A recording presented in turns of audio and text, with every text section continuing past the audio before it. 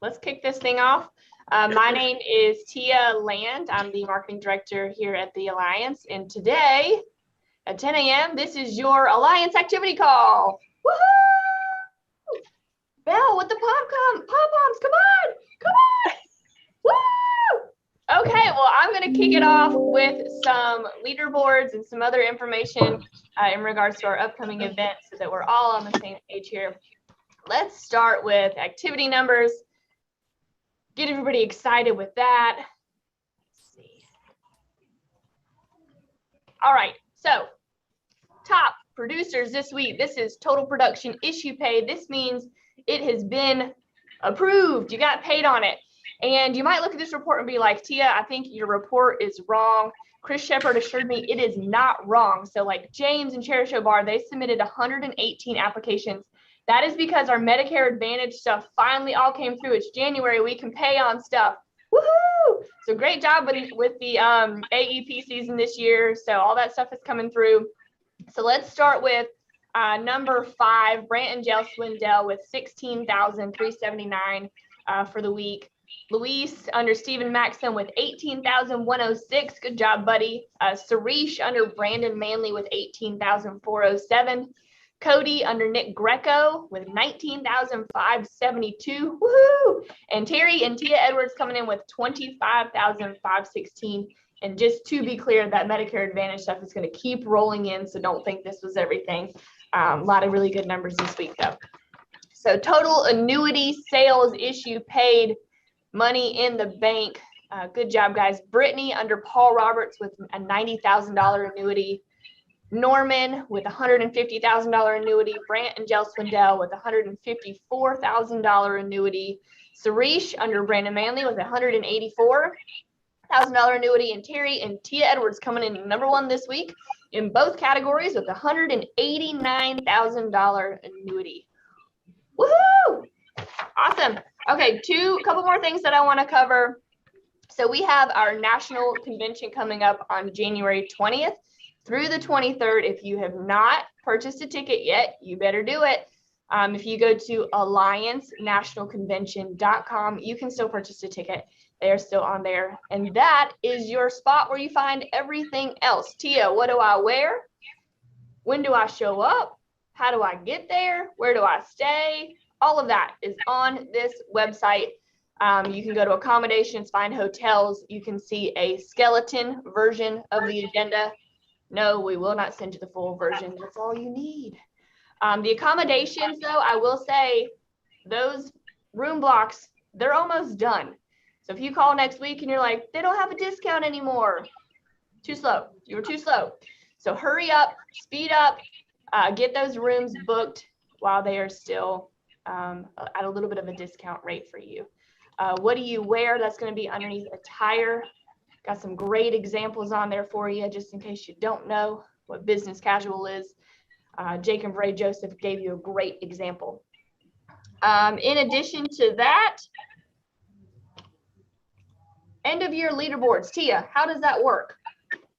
All right, so the year ended, 2021 is done, and everybody's screaming at me, Tia, I want to know, did I win the contest? I'm not telling you. You have to come to National Convention, and then I will share the CBS, our top 50 75K winners, Foresters, a lot of great contests that ended in Q4, and you will find out who got that cash money at National Convention.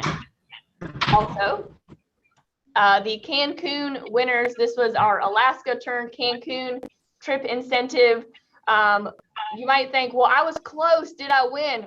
Guess you'll have to wait till National Convention to see those leaderboards. So if you click on them on ARC right now, it's going to show you that we're not telling you the final numbers. So you'll have to come see us for that. But what you can see, we did go ahead and let you have the end of year issue paid numbers. So if you'll look at some of those leaderboards on ARC, it will give you updated information. You can see what your issue paid year to date was right there on arc.naaleads.com. And last but not least, we have a new contest that has been announced. We'll have information out on that as soon as this call is over with. But Washington National has announced a quarterly or a quarter one contest. So it's got two different versions. So number one, $20 per application that you issue pay if you write over 3 applications. And that's for January, that's for February, that's for March. It's a minimum of 3 in January, minimum of 3.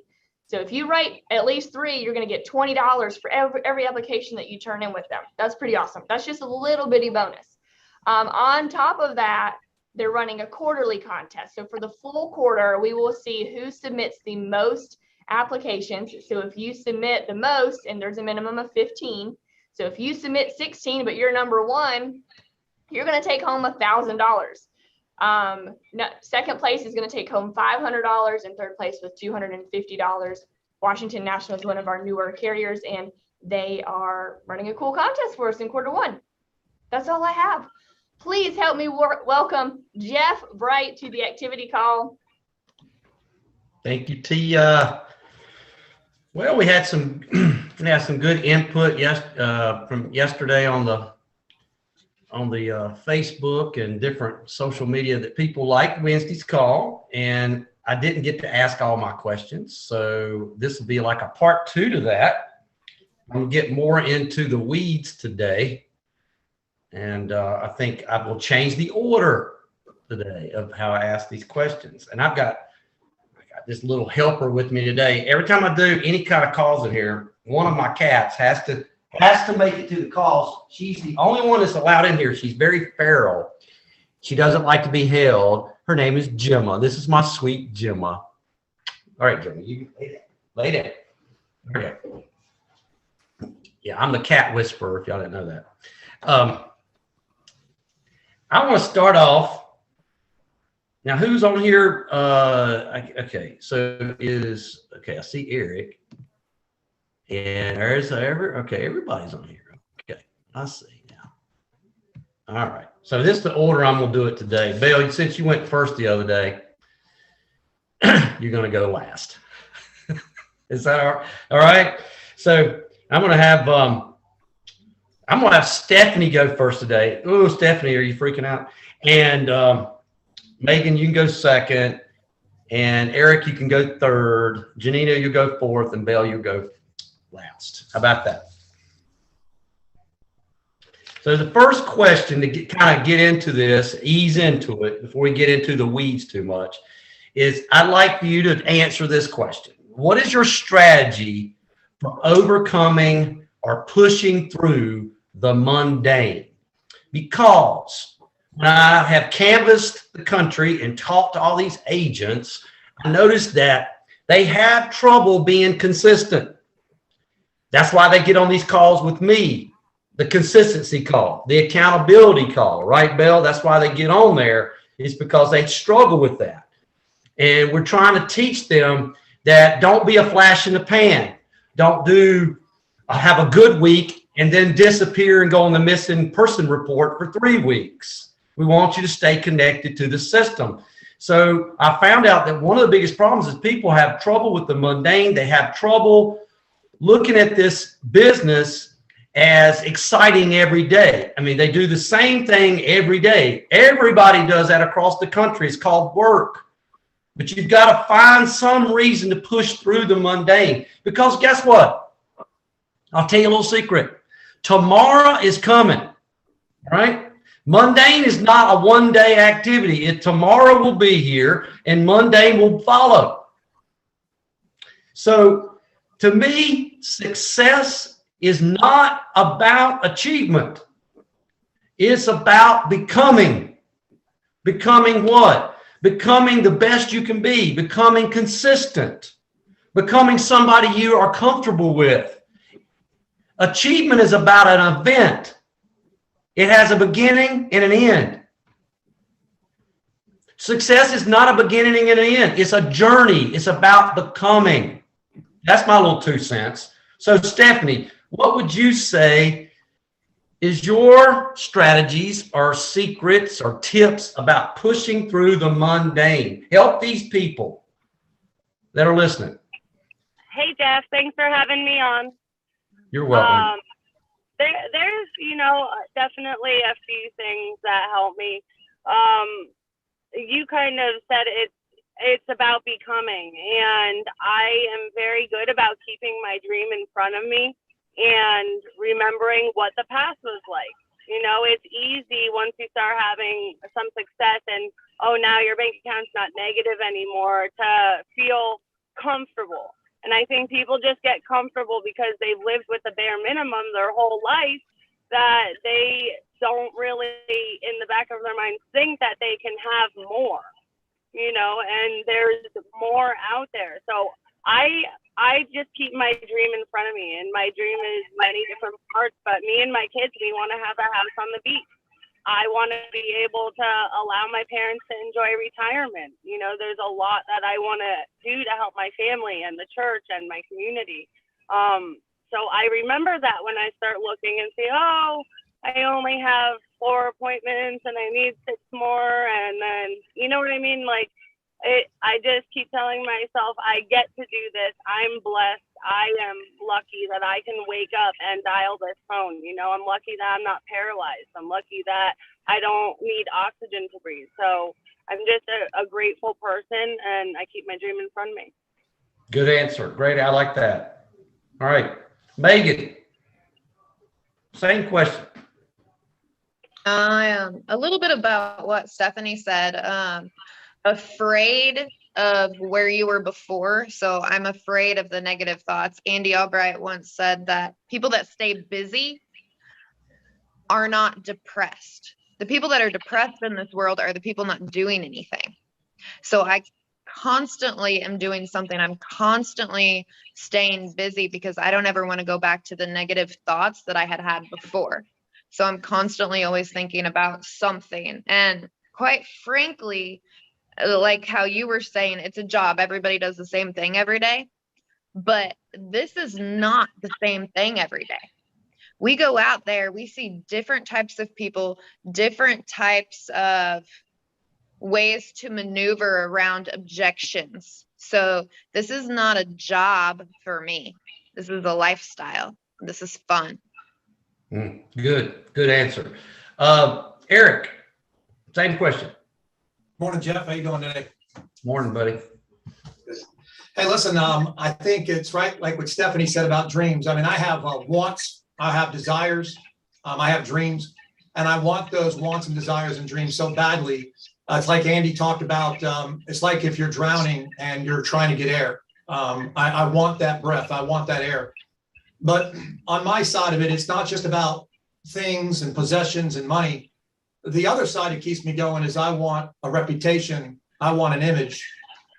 I have this crazy thought that I want everybody in Brevard County to know who Eric Belair is when it comes to being the best at helping people with annuities, retirement, life insurance, Medicare.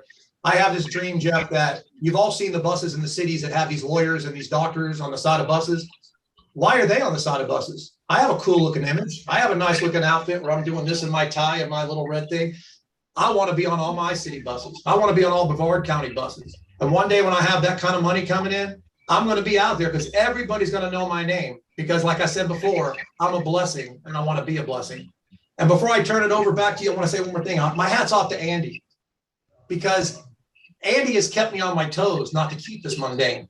If Andy would have kept this thing the same way and the same thing that it's always been since 2009, it would be mundane. But he continues to change up things. He continues to bring on new carriers, new products, new systems, new programs. And if you're hungry, you need to be out there getting that information so you can make that transformation into being a better producer. So my hat's off to Andy for always keeping us on our toes for the hungry ones that want to continue to grow.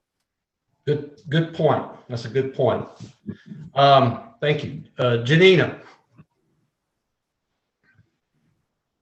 I think we all have the common denominator that our goal is so in front of us and direct in our face that what we want to accomplish and what we want to do with this opportunity that we have.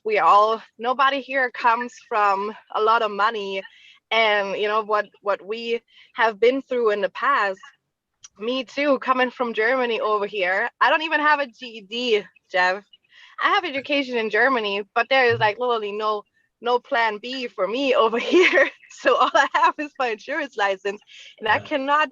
I was a server back in Germany too, and I just get anxiety thinking about going back to where I came from before. I go in nice restaurants now with my family, and I see, these beautiful servers, and then I put my fork and my knife down, and I lean back. It happens so many times. I'm thinking, man,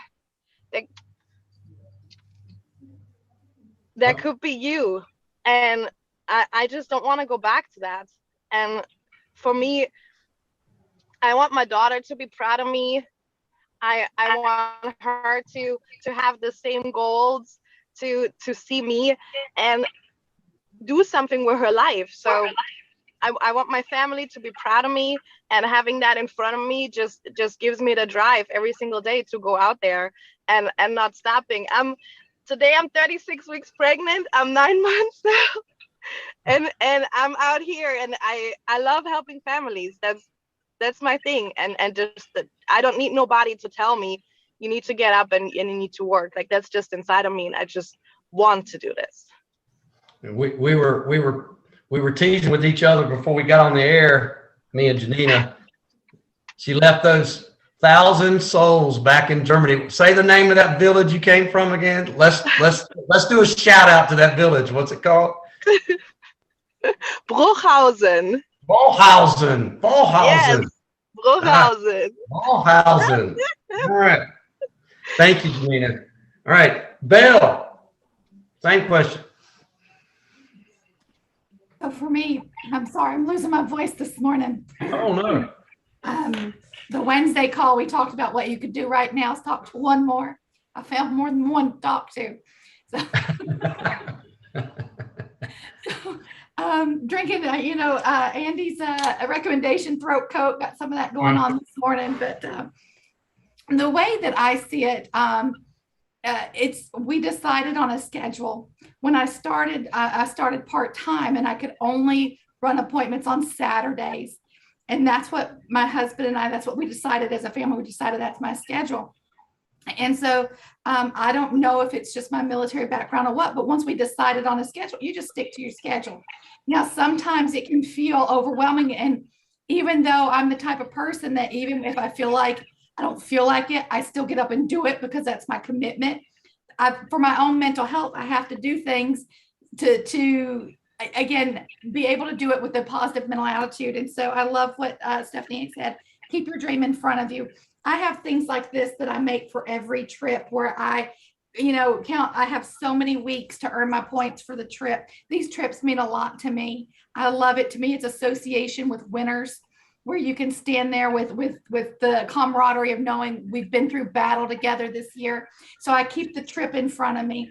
And I also keep little rewards along the way. Andy's leaderboards are great. Maybe I'm narcissistic. I don't know. I like seeing my name on there. And when I don't see my name on there, I get angry. Yeah. And that motivates me more to work. And I know that doesn't motivate everybody, but at the root of it is I want to be respected by the people I respect.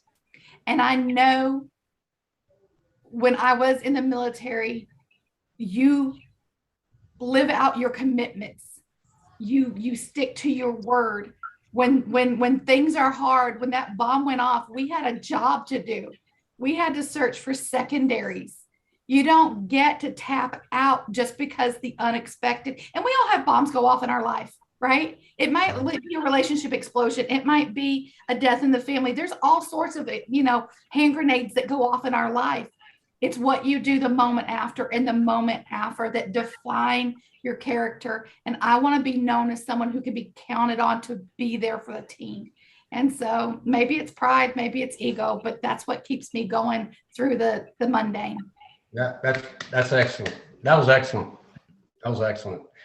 Transitioning this next question, I just want to say something about the mundane. And I don't book appointments, but I do these Zoom calls every day. And my mom will call me in the middle of a day. Like yesterday, I had 8 Zoom calls. And if doing those Zoom calls are an event for me, or if I look at it like trying to a box checking exercise, then I'm not going to give my all to those Zoom calls. I have to look at it as a journey that I'm on. And every time she calls and she goes, well, how many more do you have? I don't tell her I got 4 more. I said, I had the privilege of doing 3 just before lunch. And I celebrate those 3. I don't keep up with how many I've got left. I stay in the moment. You must stay in the moment. You can't take, life cannot be a box checking exercise, or the mundane will start to creep in and start whispering in your ears. That's just my 2 cents. All right. I want to change gears. Another thing that I hear around the country is we have to talk about leads. I'm sorry, we're going to have discussion about leads. All right. We can't talk about leads the whole call. We could, but I want to talk about one aspect, things that I've heard about buying leads. Now, I don't want to know how you go about buying leads. I want you to tell me advice for a brand new person. If they were going to go spend money, I've heard this consistently. You buy $500 worth of leads. You make about 4 sales off those 500, make about $2,000 and reinvest that money immediately back into the leads again, and keep buying leads every week. You don't stop. Now, I've heard breakdowns about 500 leads should yield you,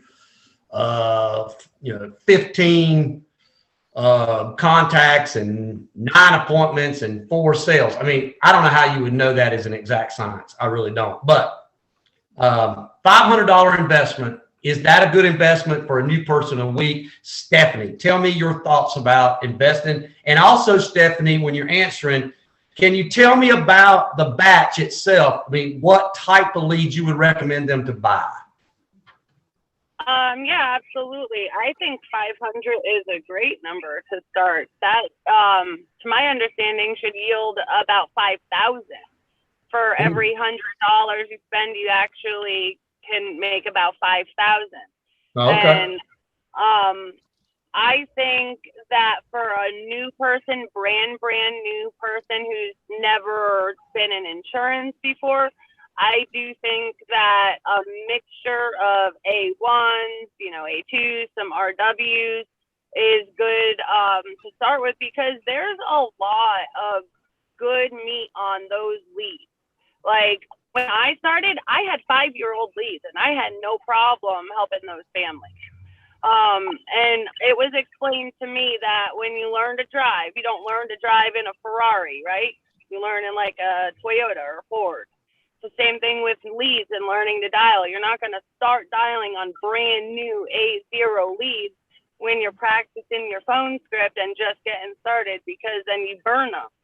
So I think a nice mixture of A1s through RWs, maybe some integrity leads, mix it up, because you get a lot more there too. And that should be more than enough for them to create $5,000. Okay. All right. Thank you. Thank you. Megan, what's your input on this? Yeah, I think that's great. So I always tell everybody about like what I did when I first started and how I tell my people. So before you get your license, I had a list of about 20 people that I was going to help as soon as I got my license. So I was setting myself up for success instead of setting myself up for failure. It's immediate success because you know what you're going to do right when you get your license.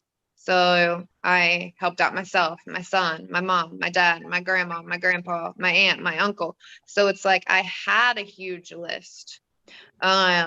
And then I set myself up for success instead of set it up for failure. But with the leads, I tell people about my story when I first started and how I did not want to spend any money on leads. And that's one of the things that I would have changed when I first started. And then when I dived into it, I realized like leads are gold. They are gold. It's amazing because not everybody else has this. So yes, I think the $500 investment is a great investment. And I would do a mix of everything. So even A leads, because therefore, if these people already have practice with their list, they're going to still know what to do. And the A lead could be their first sale. So therefore, I would give them a mix of all different types. Okay, thank you. Eric.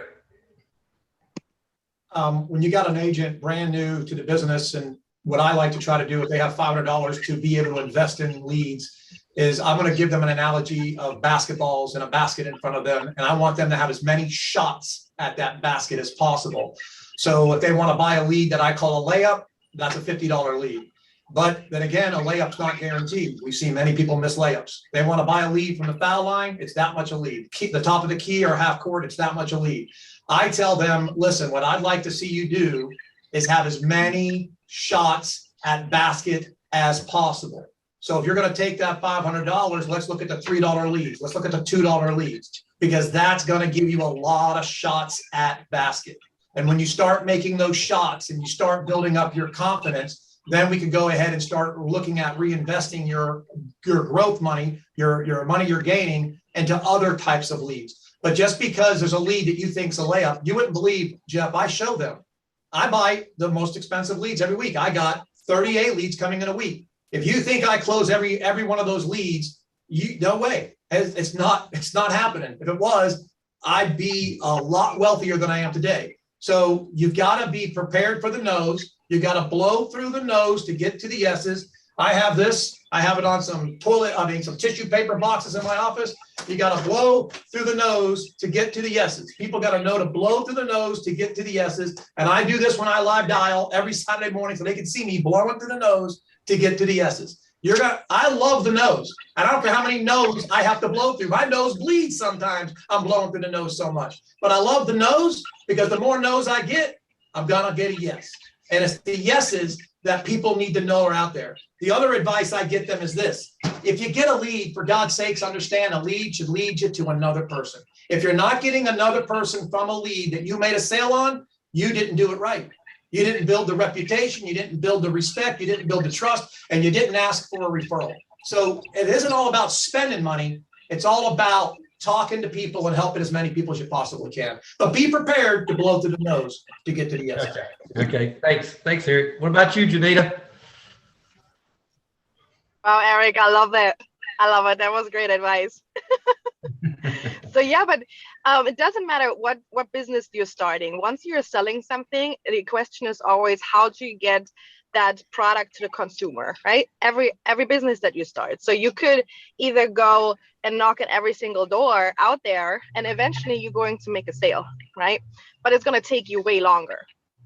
So over here, we already, Andy Albright has set up this amazing system and sending out how many million leads, letters every week to these people, and they're responding back to us saying that they want it, and you can buy that and go there and help that family.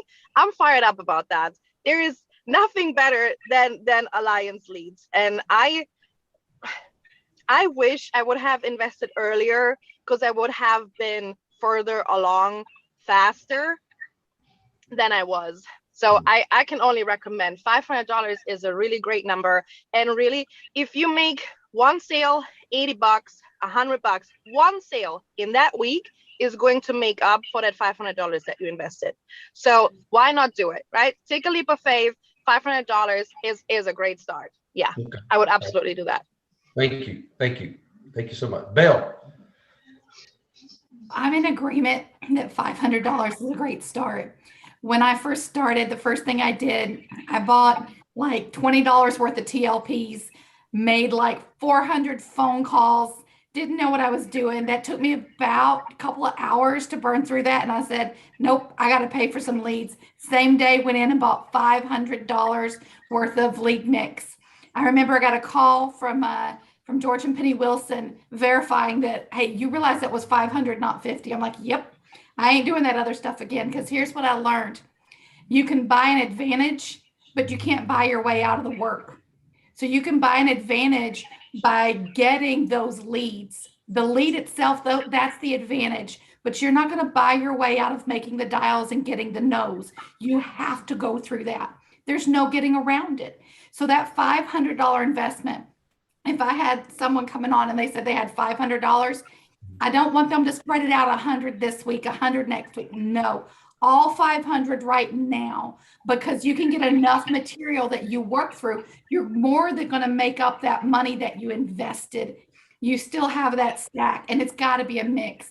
And I don't know if people are realizing this, but right now, the best opportunity on our lead mix is RW2s, because 2 years ago, there was no COVID. So the person that sent that in 2 years ago, their mindset on these final expense plans and mortgage protection has changed in the last 2 years. Everybody's had someone affected by COVID. And with the product lineup that we have hospital indemnity. Of course, we have the death benefits on the life insurance. We have those critical illness policies available. I would buy a ton of rework twos, and I would work the snot out of those. Talk about an ROI, that lead is less than $3. And that person's in a different mindset to have that conversation today. You will still get the no's. You will still go through the grind. You cannot get out of that, but you can buy the advantage of having a lead. That's really good advice. I mean, I never thought about that with COVID and the R2s. That's good stuff right there. That's giving me something to think about. Thanks, Bill. Now, one of the other hot buttons that when we have our community Zooms across the country and some of the topics that come up, this one continuously because I'm trying to move people off 0 apps a week to try to get them to do 1 app a week. That's a big move. Then getting them to go from 1 to 2 is a big move a week. Then, 2 to 3, 3 to 4. It's a process. But some of the things and Bill knows this, and so does Stephanie, we have these discussions. We've had 1-hour discussions and brainstorm, and we kind of sit around like a fireside chat and have these discussions, right, Bill, about how to fix these things, how to help these people. And they're on the call listening. We have a lot of new people on these calls. And I used to get so hung up on the dials. That was my metric. You remember, Bill? I used to go, how many dials does it take to get this many contacts? And this contacts I was going through that in my mind, and I got hung up like, aren't you doing your dials? You only did 150 dials. You need to do 300 dials. And I was preaching to them. Now I figured it out. Took me a while. It's about appointments, not about dials. It's about how many appointments you book a day. And I'm like, I wish somebody had told me that to begin with, so I wouldn't go through this pain of figuring out that. But how many appointments should a new agent book a day? Okay. And how many do you book a day? And do you fill your no-shows with door knocks? That's a third part to that question. So, Stephanie, we had this discussion the other day, right? This is fresh on our minds, right? It sure is. And we had a debate. We had a debate, didn't we? It was like, is it eight a day, 10 a day? We were talking to some of the people that are doing 9 or 10 applications submitted a week, and they were giving advice of 8, 10. I think you even said, am I right, 12? That was Wes. Oh, that was Wes at 12. What did you say, 10? 10 with door knock. With door knock. Explain that strategy. So the goal is to always have for Monday, I'm setting for Tuesday, Wednesday. Tuesday, Wednesday are my long days. I run like 9 to 9 religiously. So that's my hours. I get to have 10 appointments per day. And if for some reason I only set a total of 19 or 18, I have put in order already the leads that I'm going to door knock that are in between the 2 appointments that I need to fill time. And I also have backup leads for if there are no shows or whatever may happen. I always have extras to fall back on where I am. So I'm not having to drive far away to come back. So if somebody's full time, 40 appointments. I've been using the 40-40 again, which is why I had such a great first start to the week. I know I told you I wrote 14 applications after this morning is 60. So just by going back to the 40-40 has really helped me. And part-time people have that 20 appointments. So let's be realistic here for a second about these folks that we have on these calls, and you have some of them too, that we're trying to get them to do at least one a week. And when I started asking questions to all of my Zoom calls, their answer was they book about 3 appointments a day. Or a week. I was trying to give them the benefit of the doubt. So I'm just sitting there going, I want to say things to them, but I'm trying to be positive. You know, I'm trying to say, well, they want to be you, Stephanie, but they're not willing to do what you're doing. So I'm thinking there's a problem here. There's a gap. There's a huge gap going on. So 3 is not going to get them to their dream. They've told me their dream. 3 appointments a day is not going to get it. So it's just madness. It's madness when I hear you say what your strategy is and what they continue to do and only get 1. Don't be shocked about getting 1 a week. Don't be shocked if you're only booking 3 appointments. All right. Thank you, Stephanie. Megan, what do you guys say about all this? Okay, so I do things a little bit differently. So I just go to the lead's home. So I don't do dials. I just put them into my Road Warrior app and I just go down. Boom, that house, next house, next house, next house, next house. I don't stop until I'm out of time. So my schedule is I drop my son off at 9 a.m. for school. I pick my son up at 3, and that's Monday through Friday. So I'm literally going out there and I do not stop. I don't stop to get gas. I don't stop to go to the bathroom. I don't stop to get lunch. I just go. So as many as I can do with the small amount of time I have. So just not stopping. So I would say on average, I'm knocking on about 30 doors a day. But if everybody's home, then I'm clearly not knocking on 30 doors a day because everybody's home and I'm getting into every house. Mm-hmm. So just being consistent and not stopping for nonsense. Plan your day, taking your stuff with you, take your lunch with you, take an extra drink with you so you don't have to stop. So, I mean, my goal is always writing.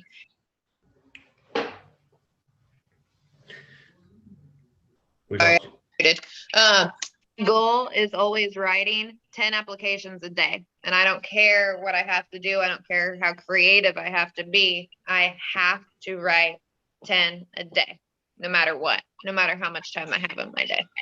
Okay. And usually, just so people that wanted to try to adopt that strategy, will 30 households get you 10?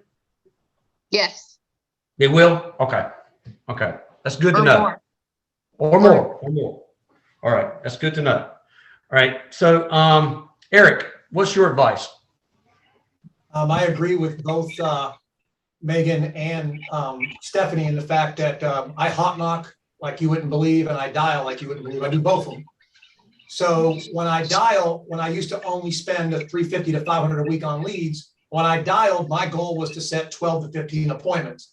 And that's what I was doing for a very long time with the Alliance. And then, of course, I would pick up another 5 to 10 appointments off of my hot knocking that I was committed to. And I used to count a hot knock when we used to track the dials and I used to count a hot knock for 10 dials. To me, a hot knock was a lot of effort. So I would say that was 10 dials. But anyhow, now with Medicare and with my new investment on leads, I'm booking anywhere from 30 to 40 appointments a week. So I'm booking a maximum of 7 a day. I won't do more than 7 a day. Because of the time I put into it. But the other thing is, if I am no-showed, I am doing hot knocks, like you said, or I'm making dials.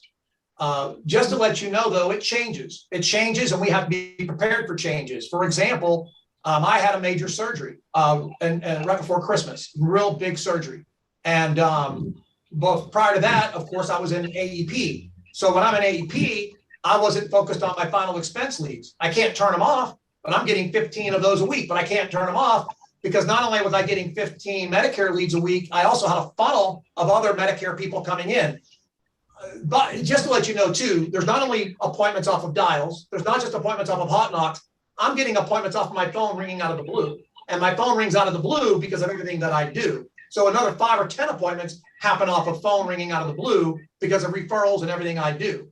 But the point is, what I'm trying to make is tomorrow, Saturday morning, I usually dial from 9 till noon. I'll be dialing probably till 3 tomorrow. I have 170 A leads to dial tomorrow. I haven't talked to yet. I haven't called yet. 170. So I don't know what my next week's going to bring, but I'm not going to stop until I'm done dialing and getting all those appointments. So I could have a record amount of appointments next week because 170 leads I've got to dial and then hot knock and try to go out and get them in front of me. Thank you, Eric. That's good. Janina. Yeah, my schedule looks about the same. On Monday, I dial for Tuesday and Wednesday, and Thursday for Friday and Saturday. And I'm trying to have 10 appointments for each day at least. But you know already on the phone when you call them if they're really solid appointments or, you know, they might not be there. And I'm not just writing something on my schedule that the, you know, space is full. I write something down in order to be successful. So some appointments where I know, they might not be there, I double book them also. So, but if I end up having 8 appointments in a day, I'm not going to beat myself up. I fill up the slots with door knocks also. So I do the Road Warrior also. This is this app that shows you, you can type in the addresses, and then it shows you right there on the map where you are right now and where the closest point is to the address that you had put in the day prior. And then I just go there and I knock on the door and, you know, have a smile on my face and try to get in. Yeah, but I'm trying to have 40 appointments every week. That's the secret sauce right there. Okay, thank you. Bill.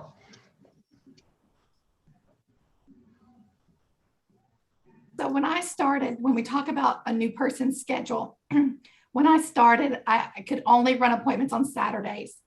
And I would dial on Friday evening to book my appointments on Saturday. And my goal was, when I was new, to have 6 appointments every Saturday, and then to door knock the people I couldn't get a hold of in between. And then I grew from that. But originally the goal was just, I had to have 6 on that day. Now that with the compound effect, I love how Eric got into that. The compound effect, when you get consistent with your activity, you're going to have appointments, because it can sound daunting to sit down and think your calendar is blank and I'm going to put 40 on there. But if you're consistent with your activity, that's only going to look that way for the first few weeks, or 20, or however many if you're part-time, right? Because you're going to have follow-up meetings, bam, fams, book a meeting from a meeting. You're going to have referrals pop on there. You're going to have people who rescheduled into the next week come on there. So that compound effect is going to take care of a portion of those appointment slots you're trying to fill. Now that I'm full-time, I'm part of the 40/40 club, right? I want 40 appointments a week. And so if you dial on Monday for Tuesday, Wednesday, you want 10 appointments a day. And if you don't get your 10, you've got to find an income producing activity to do in that spot. Have your door knocks ready. Be prepared. It's not a shock when someone gets a no-show. It's not a shock if you get what we call porched, right? They're home, but they didn't let you in, right? They're there, they're talking to you, but you ain't getting in that house, right? It happens. And you can't pretend like, oh, I didn't know it was going to happen. I'm telling you right now, everybody on there is telling you it's going to happen. So be prepared. You're going to get hungry. Take your lunch. I love my Diet Dr. Pepper. Take it with you. That's what I take with me in my car. I have my favorite cooler, my favorite cup, right? Prepare to win. Prepare to win. So yes, the 40/40. All right. So now I know you guys are mentioning the 40/40, and you know, my goal for some of these folks, they're doing 1 a week. Belle knows this. She has them on the call. I'm just trying to get them. I can't get them to go from 3 appointments to 10 right off the bat. So I'm trying to get them to book 5 It's all incremental for me. I can't push people. That gap's too big. They started off really small. I got to take a little beachhead at a time. So, but the second part of that 40-40 equation is what's led me to this last little thing we're going to do. And I shouldn't say little because it's kind of a big thing. Talking about 40-40, we're also talking about talking to 40 people, right, Bill? Hold on a second. I got to let this cat out. Get on out. Okay. Sorry about that. Okay. Gemma did not like this question, evidently. She wanted to leave. All right. So, and y'all might not like it either. I'm going to create, we're going to switch gears and start talking about recruiting now. I'm going to give you a recruiting scenario, and I'm going to give you a multiple choice test. It's a multiple choice test. There is a right answer. Okay.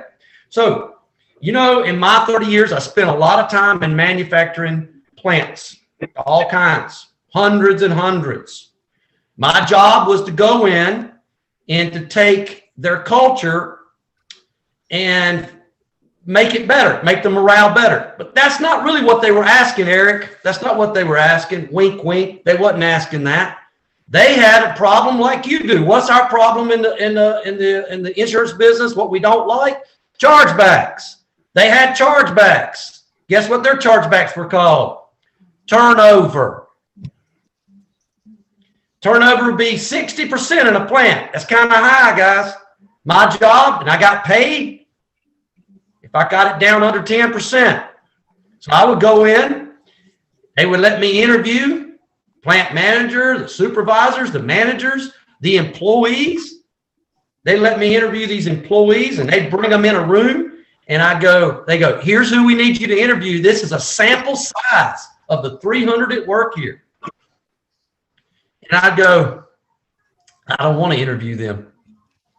I don't want you to pick my employees. You've coached them. I'm going to go pick who I want to pick. I want that guy that's taken 5 smoke breaks since I've been standing here. I want him. I want that guy on the forklift operator that's been sitting there 30 minutes drinking coffee, not moving anything. I want him. I want that one that's gone to the bathroom 5 times since I've been here. I want that one. That's who I want to interview about your culture. Okay? So I spent a lot of time doing that. So we're going to pretend that I've created a scenario where we're going to go into a manufacturing plant. It's going to be called Honda Power Equipment. They make lawnmowers. There's 300 people working there. They all make $12 an hour. It's some of the most hardworking people I've ever run into. Very monotonous, boring jobs, sweat labor like you've never seen. They're going to shut the plant down for you 5. We're going to turn you loose, and they've allowed you to go in there and try to recruit as many as you can in an hour to leave that job and come to work for the Alliance. You're with me so far? What an opportunity. What an opportunity. Okay? You don't have to run a Craigslist. There they are. Here's your choices. Because there's 3 reasons that people change, are going to leave their job and come to work for us. First reason, they're bored slap out of their mind. Okay? So just keep that in mind. That's the first reason. The second reason is they're suffering. They don't make hardly anything. They can't barely pay their bills. These people are making $12 an hour. They can barely pay their bills. They're suffering. They're working 12-hour shifts, 4 on, 3 off, sometimes Saturday and Sunday. And they have to get a second job to help put food on the table for their kids. And third reason people change is they think that things are not fair. It's not a level playing field. There's favoritism going on. Certain people get Saturdays off, and some people never get Saturdays off. Some people get raises, and some people do not. It's very unfair. So here's your 3 strategies. You can go in there and say one of these 3 things to attack either boredom, suffering, or being held down or held back because of fairness practices or unfairness practices. Boredom. You would go up to them and say, don't you want a new challenge? Aren't you bored out of your mind doing this? Don't you want to own your own business? That's choice A. Don't you want to name your own hours? Okay. Second, you go up to them and they're suffering. You go, hey, don't you need to get financially free? Don't you want to make $500 a pop? We got this system where you can make $500 a pop. You're only making 12 bucks an hour. I can get you to make more of that in one sale than what you work for a whole day. Third, you want to go up to them and say, aren't you tired of being treated unfairly? Aren't you tired of an uneven playing field? Aren't you sick of your boss? Hey, most people cannot stand their boss, by the way. Hey, what about these coworkers? What about these coworkers?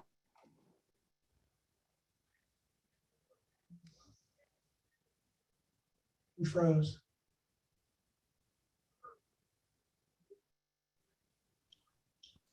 Jeff, are you able to? A, don't you want a new challenge? It says my internet's.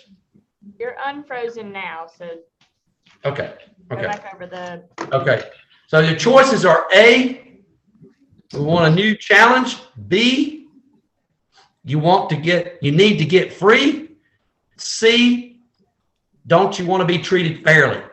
I want you to choose them in order. Like if your choices, because you need to do all three, guys, all three in a row, but there's a reason why you do one before the other. I want to know if you're going to choose A, B, C, B, C, A, C, A, B, whatever. All right. Stephanie, what is your order that you're going to attack this to try to recruit these people?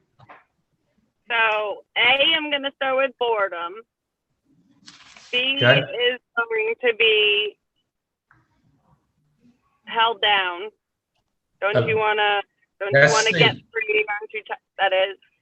C is last. Okay. So A, C, B. A, C, B. Okay. A, C, B. All right. What about you, Megan?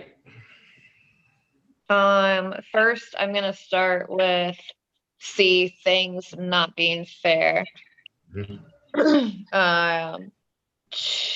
Two, I would go B, and then Okay. A. CBA. CBA. All right. Eric. No, wait, can I change it? Okay. Okay. CA, CAB. CAB. Okay. All right. Eric. You just read my mind. I was going to take the cab as well. I'm taking the yellow cab. CAB. CAB. Okay. It's the cab. I'm taking the cab. Okay. All right. I don't All right. need Uber. All right, Janina.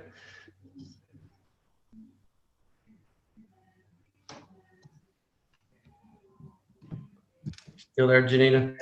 Janina, you're muted. You're muted. Yeah, no wonder nobody can hear me. So I would do B, C, and A. B, C, and A. Okay. Yeah. And Belle, you're last. I would do BCA as well. BCA. Okay. All right. Let's go back through this scenario and let me introduce you to these people. I spent time with America for 30 years. I had the privilege of meeting these people, knowing what makes them tick. I studied it in sociology. So I'm going to give you not just the theory, but the practical application of these people and what makes them tick. All three need to be strategies. They all are contributing factors of why they would leave the job. This is a suggestion. All three completely are valid, but here's the order, and this is why. All right. They are bored, but unlike a lot of our agents, They have all mastered the mundane. They're just not having masters in the mundane, Eric. They have PhDs in the mundane. They are not leaving their job because they're bored. They like boredom. See, they've got what is called Stockholm Syndrome. You know what that is, Eric? That's when you fall in love with your kidnapper and you don't leave. They've all got it. They'd rather dance with the devil they know. So if you go in there and tell them, hey, don't you want a new challenge? Don't you want to own your own business? Don't you want to have your own LLC, your own S corp? You know, have your own special relationship with the IRS? Don't you want to name your own hours? Hey, Eric, they all want to, buddy, but they don't need to. They don't need to do it. They want to, but they don't need to do it. So therefore, they are comfortable with the predictability of those hours. They become accustomed to it. They are masters of the mundane. Conformity has turned itself upside down, and now they are a victim of the conformity. So, secondly, suffering. God, a lot of people suffer. Do you know most of America loves to suffer? They actually wear it as a badge of honor. We called my mother right now. Y'all would get a whole lesson in what suffering's all about. The woman doesn't leave her house. She don't drive. But she has so much drama going on in her life, I can't keep up with it. I get updates every day. We could call her right now if y'all want to and just get if I took that away from her, when I tell her I'm going to fix every problem you just hit me with, she gets depressed. Just like Aunt B did when Andy took all that housework away from her and gave it to Malcolm Merriweather, and she got mad as hell. People like to suffer. These people making $12 an hour, that's not good for them. $500 pop's a whole lot better. But guess what? They're comfortable with the lifestyle they've chosen. They might come to a meeting. They might come to a convention. But they ain't going to do this seriously just because they want to make more money. Everybody needs to make more money. If that was the reason, everybody in America would be knocking at your door. It is a contributing factor. But when I used to go in those plants, and I would interview those guys that stood beside the water fountain and the ones hanging out in the bathroom, ones out there taking their smoke break. And I'd say, hey, tell me about what's going on here. Tell me about the atmosphere. Tell me about the environment. Tell me about the culture here at Honda. Oh, man, is this off the record? Is this off the record? I'm like, yeah, this is off the record. Oh, man. Down in the South, they say man a lot. Oh, man. Oh, man. You see, what could we do to fix this? Oh man. You see that guy out there with the blue pants and the red shirt? You see that one with the yellow shirt and the gray pants? They've been here 3 years. I've been here 25 years, buddy. They make more than I do, and I do twice the work they do. That ain't fair. I'm like, that ain't fair, is it? No, it ain't fair. I say, well, what do you want me to do with them? You need to fire them in this place to be better. I'm like, why should I fire them? They ain't worth killing. They ain't worth killing. Yeah, I did that for 30 years, guys. 30 years I talked to middle America. And I'm going to tell you what, if I went into there to try to convince them, I'd say, look, are you tired of your boss? Are you sick and tired of people over here lazy, good for nothing, not doing their job, and you're doing all the work? Because guess what? Everybody thinks they're right and everybody else is wrong. Everybody thinks they do all the work and everybody else is sitting around watching. That's what they think. I'm like, we got a place called the Alliance where it's a level playing field. You just do the work. Everybody gets rewarded equally. It don't matter what color you are. It don't matter what sex you are. It don't matter what sexual preference you are. It don't matter how tall you are, how short you are, what religion you are, how big your feet are, how small your feet are. It don't matter. It's level, baby. It's level. Guess what? I got them listening to me now because I'm describing a place where it's fair. People want fair. That's why they'll leave, for fairness. Then I go right behind that bell and I go, don't you need to get free too? Oh, yeah. Let me tell you about that $500 a pop now. Now they're listening to the $500. Then on the cherry on top, I go, hey, and you won't have to do this same old crap you've been doing every day. You'll get a new challenge. Every time you go out, it's a new customer, a new day. It's exciting. It's exciting. See how I started off? Fairness, freedom, a new challenge. That's how you win people over. That's how you get people to come with you and stay with you. Not just come, but stay. All right, guys, it's 11 o'clock. I hope y'all got something out of this today. I think I did. I appreciate my guest. I appreciate Andy asking me to host. I enjoyed it. Y'all have a good, great weekend. Thank you.